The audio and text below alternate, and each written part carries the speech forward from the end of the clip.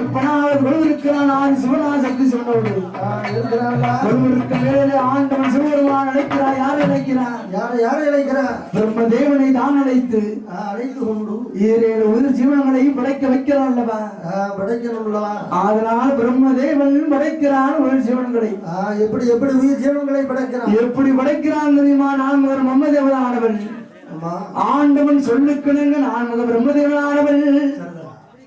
84 லட்சம் ஜீவராசி உயிர்களை படைத்தான் அல்லவா? 84 லட்சம் ஜீவன்களை படைத்தான். ஓர் அறிவு என்று சொல்லக்கூடிய மரம் செடி கொடிகளை படைத்தான்.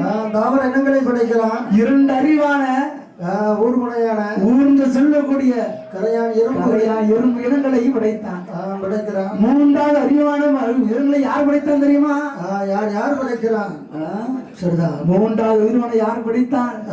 மற்ற இனங்களை படைக்கிறான். மற்ற இனங்களை நான் படைத்தான். நீரிலே வாழக்கூடிய உயிரினங்களை படைக்கிறான். 4வது அறிவு உயிர்களுக்கு யாரு கொடுக்கிறான்? வானிலை பறக்கின்ற விண்ணிலே பறக்கக்கூடிய பச்சை பறவை இனங்களுக்கு கொடுத்தான். 5வது உயிரினை யாரு கொடுத்தான்? காட்டிலையும் வீட்டிலையும் வன விலங்குகளுக்கு கொடுத்தான். கரடி சிங்கம் புலி. 6வது அறிவு யாரு கொடுத்தான் தெரியுமா?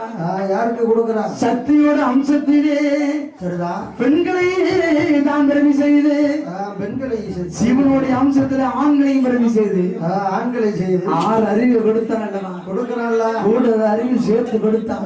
பகுத்தறிவு கொடுக்கிறான். சிந்தித்து செயல்படுவதற்காக வேண்டி விஞ்ஞான அறிவு கொடுக்கிறான். இது நல்லது, இது தீயது, இது அநீதி ஆமா என்று ஆராய்ந்து பார்க்க வேண்டும். ஆராய்ந்து பார்க்க வேண்டுக்காக ஒரு கூட அறிவு சேர்த்து கொடுத்தான். கண்டிப்பா.